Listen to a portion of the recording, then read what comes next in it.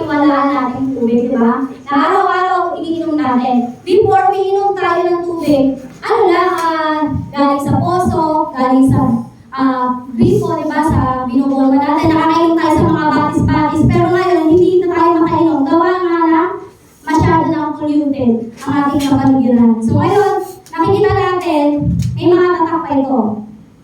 Meron din natin babanggitin kung anong tatak niya, di ba? Ipapakita natin ngayon kung yung mga iniinom ba natin tubig is nagbibigay pa po sa atin ng energy or ng buhay. Nadadagdagan ba ang ating energy? So now, ladies and gentlemen, gagamitin lang natin ito for the demo purposes only. So ipapakita ko sa inyo, yung iniinom ba natin tubig everyday is nagbibigay pa ba sa atin ng energy? Binibigyan pa kaya ng energy yung ating katawan. So check natin ngayon yung mga iniinom natin tubig.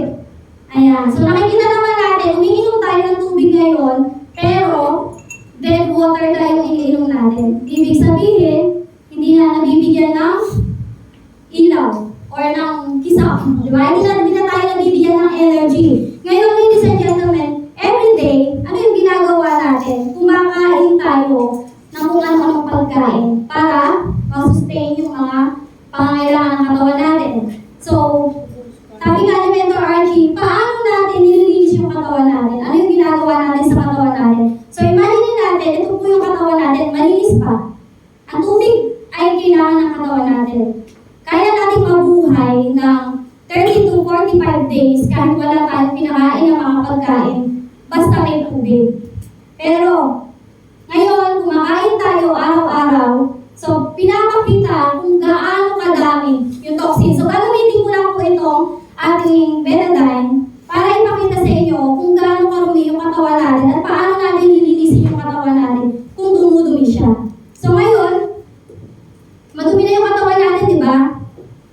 Pag nagkaroon tayo ng maraming toxin sa loob ng katawan natin, ang ginagawa natin, syempre nandiyan na yung nagkakaroon na de-develop na yung mga sakit sa katawan natin. Tumatakbo tayo sa mga pills. Sabi nga ni Mentor Archie, in every ear, there's a pill. So imagine ninyo, sumakit ang ulo. Pangkaraniwan kahit wala akong sinasabi ang ating mga dalubhasa na inumin mo o kailangan ka ng prescription. Umiinom, nakakabili po tayo, di ba?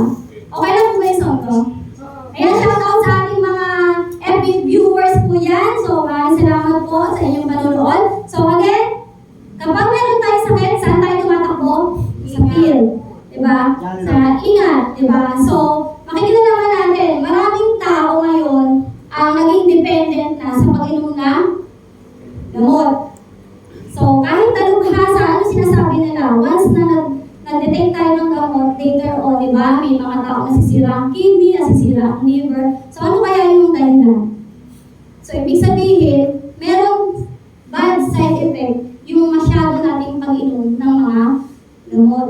Dahil meron siyang mga ingredients or mga excipients na nagiging dahilan. Kasi hindi makukuha ang isang gamot, di ba? Laboratory nga siya. Hindi siya makukuha kung wala mga excipients. Nandiyan yung mga parang chalk, di ba? Yung mga starch. So, yan po yung kanyang kasama sa nagiging sanhi kung bakit nasisira yung liver and kidneys natin. Now, nakita natin yung tubig na malinis, ano nangyari?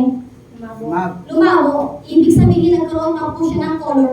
Diba? Nahaluan. So, nahaluan yung tubig. So, yung malinis na katawan natin, dagdag tayo ng dagdag ng gamot, ano nangyayari? Dumudumi lalo. So, now, gamit pa tayo ng isang pangkaraniwan din na ginagamit at iniinom ng maraming tao. Ito yung tinatawag na antibiotic. So, hindi lang isa kasi baka mamaya masyado natin inaasingat. So, gamit pa tayo ng isang gamot. Tingnan natin kung ano rin yung magiging reaction nito. Once na may sakit tayo, nabibigyan pa ba tayo ng energy? Nakutulungan pa ba yung katawan natin?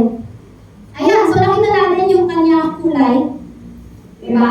Parang may mga chok-chok po. So yan po yung isa sa nagiging dahilan kung bakit lalo tayong nagkakasakit. Imagine mo ang katawan natin, may sakit na, tapos dagdag ka pa ng dagdag na kung ano.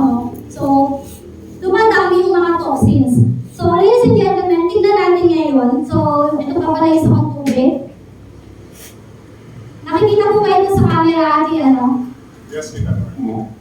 Yeah, so ito yung tubig kanina. Wait lang. Ayan, so nakikita natin, ito yung tubig na isang pot kinuha. Iyon sa ilumina nila Mentor Archie. Diba?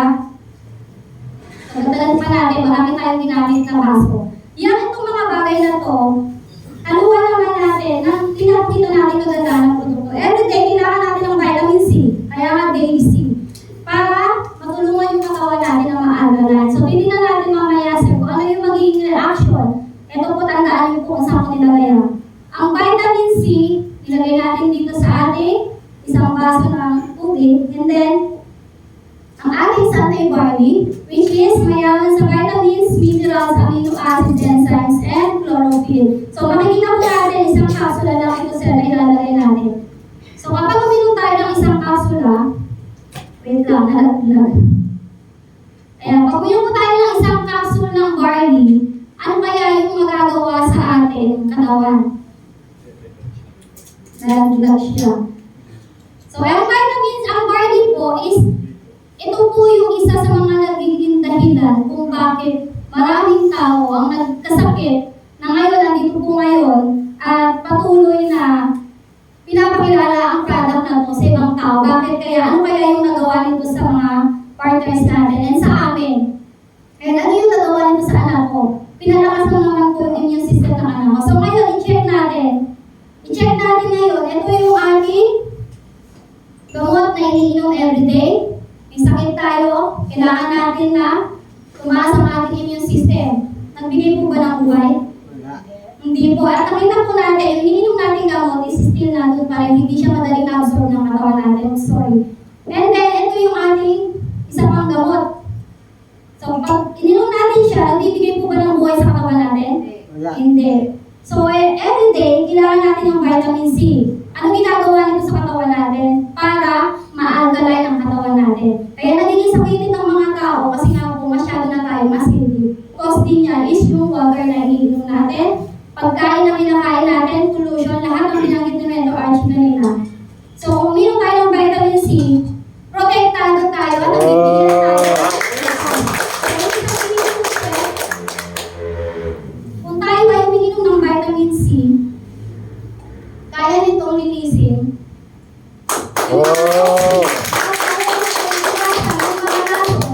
Naininom natin. So, namangha sa kanina. So, ito ang papakita ko sa inyo. Ito yung vitamin C na iniinom natin, di ba? Kung everyday, syempre, sabi nga ngayon, kumakain tayo, para na lang mabusog at hindi para maging malusog. Hindi na tayo makaiwas. Marami nang nagiging dahilan kung bakit tayo nagkakasakit. So, ang kailangan lang natin is protection. Protection para po maiwasan natin ang magkaroon pa ng mga matipero pang mga sakit. Hindi tayo protektado everyday, uminom tayo ng vitamin C. Now, check natin ngayon, ano yung ginawa ng vitamin C sa katawan natin? Mas sinuboost po yung ating immune system. Kung boosted ang ating immune system, di ba? Na ito yung barley, isang capsule na ininom natin, nakita po natin green. Ibig sabihin, mayaman po siya sa chlorophyll. Maraming tao ngayon nagkakasakit sa dugo. Ang ginagawa nila, nagpapadialysis. So, kailangan lang po natin is right food. Kailangan lang natin na mayaman sa chlorophyll. Ang barley po is kapareho ng kapareho siya ng blood natin. Kaya malaki ang nagagawa nito para iayos yung ating blood flow. So, ayan po. Pansinin niyo ang nangyari. Ayan. So, ibig sabihin, kapag nagkakasakit tayo, ang kailangan natin para mag-boost ang ating immune system is tamang pagkain. At makikita po natin ang kompletong pagkain na yan sa ating Sunday barley powder. So, ang Sunday barley grass po na pinilisan sa atin ni Mentor Archie kanina is ito rin po yung isa sa mga nakatulong sa isa sa mga partners ko na ngayon po ay mag-share sa inyo. So, pakikita ko sa inyo, question dyan. Marami sa atin, di ba, hindi pa ba hindi nakikilala ang barley? Usually, may makasakit na. At sila ay dependent na sa pag-inom ng gamot. Ngayon, kung dependent ka sa pag-inom ng gamot, at sinabayan mo pa ng napakadaming pill, nakatulong pa rin po ba? Hindi natin, simula sa isa, dalawa, tatlo, hanggang naging 8, nakatulong po ba? Still, hindi pa rin po nagkakaroon ng energy o hindi pa rin tayo nabibigyan ng energy. Now, kung tayo ay umiinom ng Sunday barley powder kasama at kasabay yung ating mga iniinom na gamot, ano nangyayari? Unti-unti po. Wow!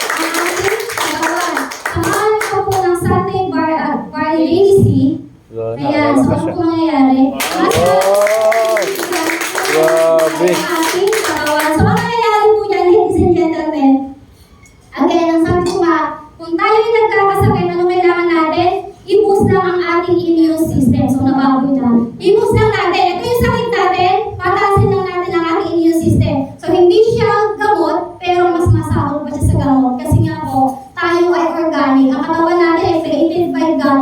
Binigyan tayo ng natural na doktor sa loob ng katawan natin, which is yung immune system. Ngayon, anong gagawin natin? We need to boost our immune system using the Sunday Barley products.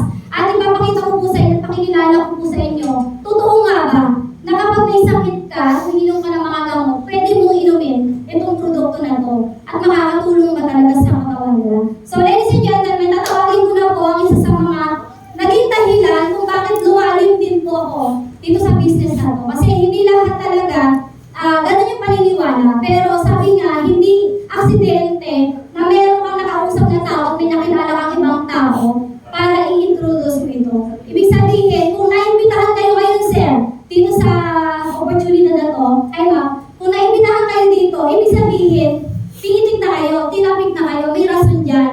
Hindi nyo man nakikita ngayon kung ano yung rason, kung bakit biglang nandito kayo ngayon, di ba? Pero in the future, ikaw at ang buong pamilya mo matutulungan ito. And baka ikaw pa yung maging dahilan para yung ibang tao na nangangailangan nito, ikaw yung makapag-send sa kanila na makapag